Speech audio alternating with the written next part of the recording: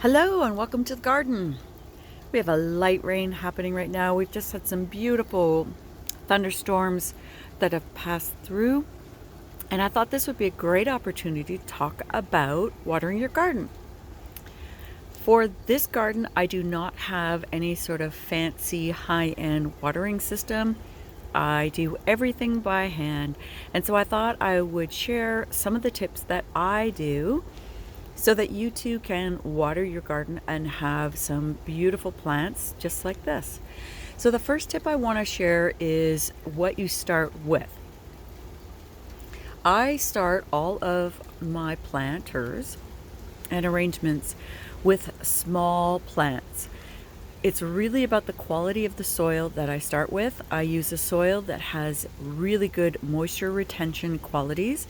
It usually has vermiculite and some peat moss and other types of things that help retain the water. For my cocoa fiber pots here at the top, I actually lined the bottom with a sanitary napkin just to help keep a little bit more of the moisture in there. I know it sounds crazy, but it actually is a tip that does work. I've been testing it out for a couple of years, and I have another video just on cocoa fiber moisture retention if you want to watch that. For all of the other pots here, it's really about having the right soil that I start with, but really starting with small plants. Now, when you're at a nursery, you'll see all those beautiful arrangements. And I too have bought those beautiful arrangements in the past, and usually what happens within a couple of weeks, they die for me because I only water my garden and my arrangements. I do them every 2 to 3 days. And the beautiful arrangements that you usually buy at the nursery are used to being fertilized and watered at least once, if not twice a day. And because that watering schedule doesn't work for me, they often die. So by buying small plants, using a nice moisture retaining soil, my plants get used to the watering cycle that I am going to develop for them, which is every 2 to 3 days. So that's the first tip. You start small, use good soil. The second tip that I have is to really make sure that you water well when you are watering. A lot of people don't realize that when a plant dries out, really drought or dry soil doesn't hold water well. So you will need to come back to your plant maybe 3-4 times with water continuously to try to get it to retain that water. And what I mean by that is I will hold my hose over these arrangements right here. I will do this one for 10 seconds with my hose, and then that one for 10 seconds, let the water run out, come back for 10 seconds, do this one again. And I do that about 4 times every time I water every 2 to 3 days so that they get all the moisture that they need over and over again. Otherwise, it just sort of drains out. You need time for the water to absorb, or the soil to absorb some of the water. Now, because it's raining, I wanted to take the moment to talk about allowing Mother Nature to do all the watering for you. I don't actually recommend that approach. And the reason why is things like overhangs on houses can often stop your plants from getting the amount of water that they need. So for instance, I'm standing right where these pots are, right in line, and I'm not getting wet at all, even though it is raining outside.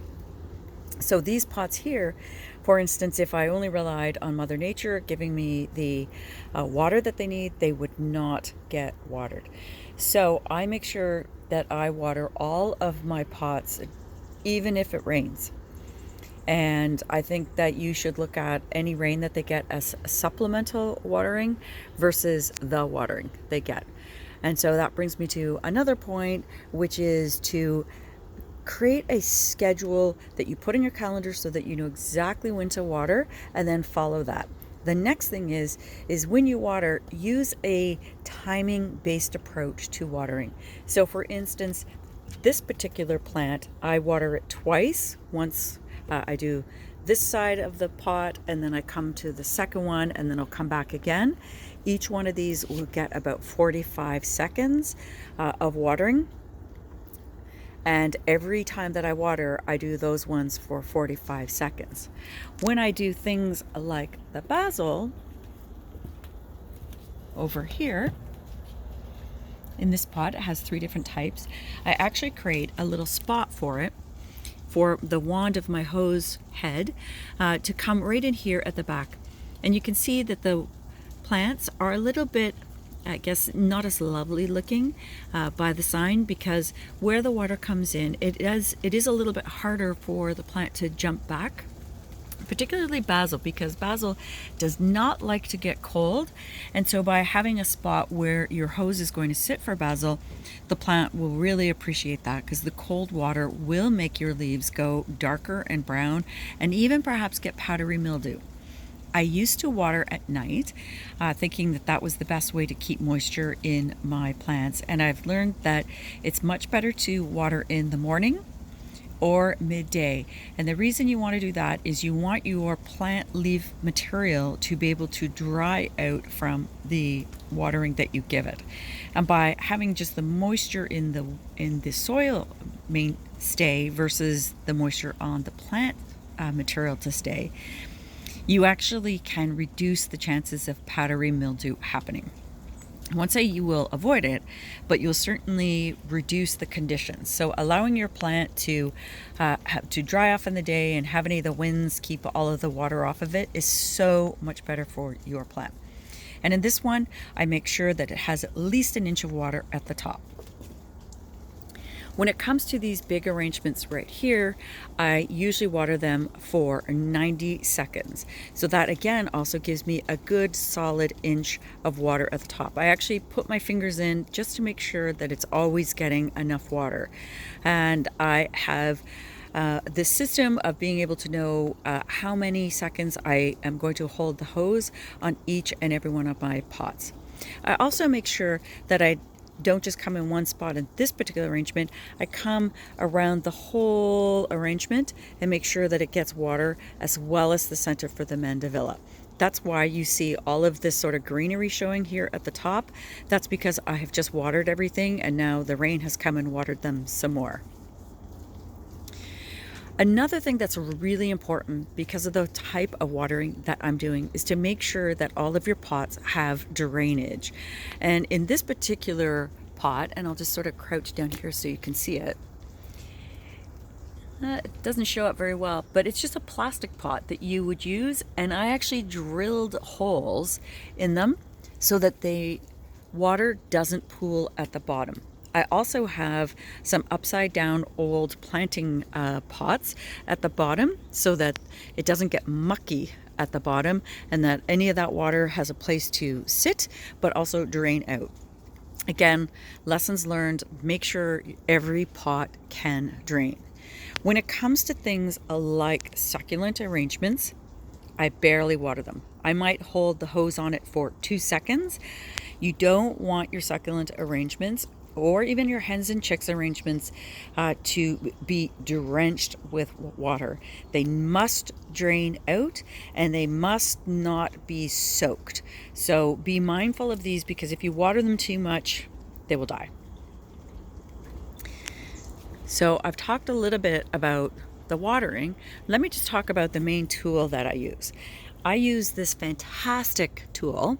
This is by Gardenia. It's a watering wand, and the reason I like it so much is that the top can adjust from an angle perspective, and where you hold your hand, it's so easy to grip. In order for it to work, you just press on the button. It even has a little lock so that you can not have to keep pressing the whole time.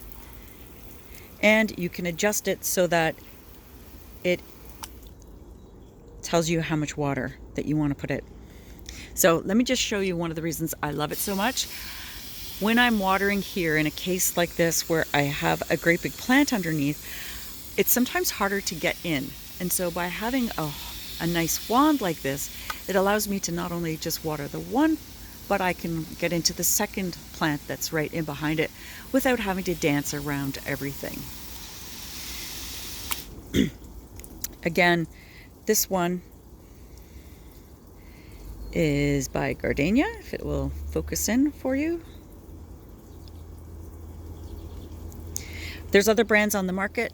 I have used Gardenia products for a while, and one of the reasons I really like about Gardenia is the way that they can pop off and you can store your pieces as needed. Now, I'm not always here. We do like to do a little bit of travel. So I hire people to come in and water my garden when I'm not here. It's not very often, but at least once a year, I will take a week off from this garden and I will hire somebody to come in and do it. In a week where I'm off, or 10 days, I will have somebody come in and water probably 3, if not 4 times. I always make sure that whoever is watering my garden knows that it doesn't matter whether it's raining at their house or even in my yard. They need to still come in and make sure that they water, because we can't guarantee that all the plants are going to get the amount of water that they need just from the rain. So that's the first thing.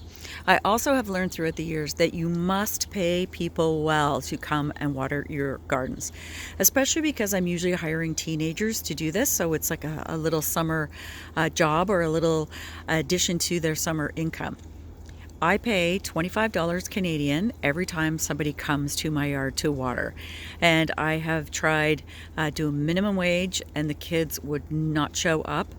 Sometimes the mother would come over and water the garden instead, and that's definitely not was my intention. It was to try to give some kids some money. It takes them an hour to do the watering, so for $25, it's a very generous pay, but it ensures that they do show up, because if they come 3-4 times, that's $100 in their wallet, and who doesn't like to get $100 in their wallet? I know that you're probably thinking, wow, that's a lot of money to pay somebody to water your garden, but look at the investment that's sitting in front of me. And in a year like this, where I know I have the wedding, definitely don't want any of this to die. So it's really worth my time to make sure I have arranged a schedule and arrange somebody that is reliable to come and water. And again, just to stress, reliability seems to only come from a decent pay scale. Another tip that I have is, when you're watering your garden, think really about the plants that are in the soil. I have learned throughout the years that less is more when it comes to watering. And what I mean by that is, don't water as often. Water less often, but water with more water. Heavy watering in your pots and in your garden will allow your roots to grow much longer and deeper, and so that allows you to water less often, because it means that the plant is getting more moisture from farther down in the soil versus just surface water, which can easily evaporate on a hot day. So water deeply, less often. Now, another tip that I have learned throughout the years is using really big pots. When you use small pots, like I have over here and at my front yard, they're great for succulents. That's about it. They just don't hold water long enough. So I tend to use as big of a pot or container as I can get, because that means it will hold more soil and more moisture in that good quality moisture retaining soil, and then you can water less often. In a case like this, where I have my herb tower, because I'm using cocoa fiber, they do dry out more often, so I really make sure this gets watered well, and I water the cocoa fiber itself. I'll often hold the hose along the outside, because cocoa fiber draws a lot of the moisture out from your plant, so you want to make sure that it is absolutely drenched. And this particular one, I water from the top, let all the water go into each of these levels, so that I know that it's extremely well watered. So let me just move the camera again. Sorry for that little bit of a spin. We're going to come down to the rest of the garden here. I do water my hydrangeas, and I do each one of them probably about 20 seconds each. These ones here, these arrangements, you can see that there is some stress. These are a smaller metal urn, and it tends to dry out a little bit more. So they do need to have a little bit more attention.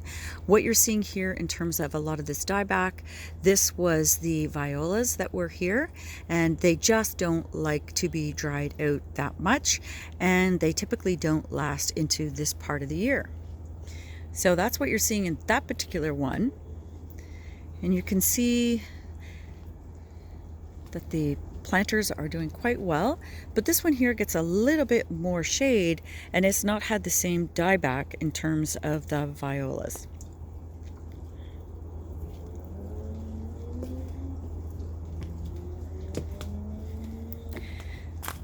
You also need to understand which plants can withstand not having as much water. This daisy in this little pot, I took a risk by putting it here, and it is okay, even getting dried out, but it can't go any longer than 4 days without water. These ones over here, they really got stressed this weekend. I was away and I pushed it to 5 days in between watering. I'm feeling sick about it because I absolutely love these arrangements, and I am so crossing my fingers that they can bounce back. I'm hoping that I caught them in enough time. I've watered them 4 times already, but you can see how the plant has a lot of dieback. I will also come back in here and remove any of these plant materials that are not looking good, because I want all of the plant energy to go directly into reviving itself. And that means I'll have to come in with a pair of scissors and not just pull on things, because the plant is very delicate right now, and I need to just make sure that I show it the love and kindness that it deserves. The Spanish lavender, as it's coming back, the new growth is this nice gray color, whereas the old growth is this sort of chartreuse color. And I'm hoping that I haven't killed these because this particular arrangement seems to need a lot more water than any other arrangement in the yard, and that's primarily because it's raised, so any of the water that it gets totally drains out the bottom. So let's hope that these will bounce back. This arrangement over here, I would give that at least 120 seconds, and I go right around the entire pot, including the middle, just to make sure that everything gets well watered. It's so important that I keep that timing element working while I'm out here, so that I know how to be consistent for these plants to grow. So for instance, that one is 90 seconds, that one's 10 seconds. The plants all at the back are also 10 seconds each. And this just allows me to look at the size of the plant and to determine whether it is getting stressed between watering, and determine if I need to now, instead of 90 seconds, do that for 120 seconds. And keep in mind that as your plants grow, you will likely need to increase the number of seconds for each of your arrangements, because now you have a lot more plant material that needs to enjoy all of the water that you're going to be giving it. Again, all of the plants here, we just really rely on Mother Nature to do all of the garden beds, but I will come out and I will supplement any of the watering if we have drought-like conditions, and for anything that is a new garden. So for instance, this is all a new garden, and in the first couple of weeks we did get rain, but any couple of days that it was super dry, I did make sure I came out and gave it some extra water. For all of the new trees that I've planted here in the yard, and I'm just going to walk back over here, so the hydrangeas, as well as this ivory silk lilac tree, as well as the dogwoods and the lavender twist redbud, as well as that beautiful pine there, the umbrella pine. I make sure, because they're only on year 2 of their growth, that they get supplemental waterings. I will do that about once a month, that I will come in and I will give them a really good watering. And so last year they got watered every week. if not every time I watered the garden. This year I'm doing the once a month approach, and then after that they will just acclimatize to the way the garden comes together. For all the hostas here, I just rely on Mother Nature. So I'm hoping all of these tips have really helped you. You don't need to have an in-ground watering system here to have beautiful pots. You just need to have a reliable approach to how you come to your garden. Putting it into your calendar, keeping track of when you watered last, knowing how many seconds each pot needs, making sure that in some cases you need to come back a couple of times to water it because the water is not retained in the soil, and just taking the time to come in and look after your plants appropriately if they have seen some stress by taking off dead leaves. Now, the final tip I just want to share with you is about when you get to fertilization or to fertilize your plants. For me, I always make sure my plants are well watered before I come in and add any liquid fertilizer. This allows me to make sure that the plants are not feeling stressed before I add in another condition that adds additional stress to them. So today is the day that I add fertilizer to all of my plants. I will allow all of the water that I sent out this morning to be absorbed into the plants. And once I know that they've bounced back, particularly the two that I just showed you, then I'll come in with the fertilizer. I will come and do any trimming first. I will remove any of the dead or dying leaf material on them, and then I will come and add the fertilizer, and then I will do one final light watering just to make sure that I have no residual coating of the fertilizer on the plant and that it's absorbed into the soil. And that's how I do the fertilization or the add fertilizer to my plants. All right, here's to watering your garden, keeping it alive.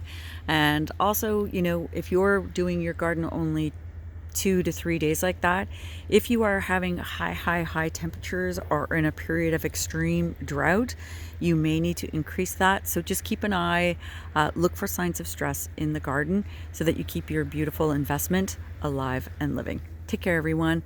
If you like this video, give it a thumbs up.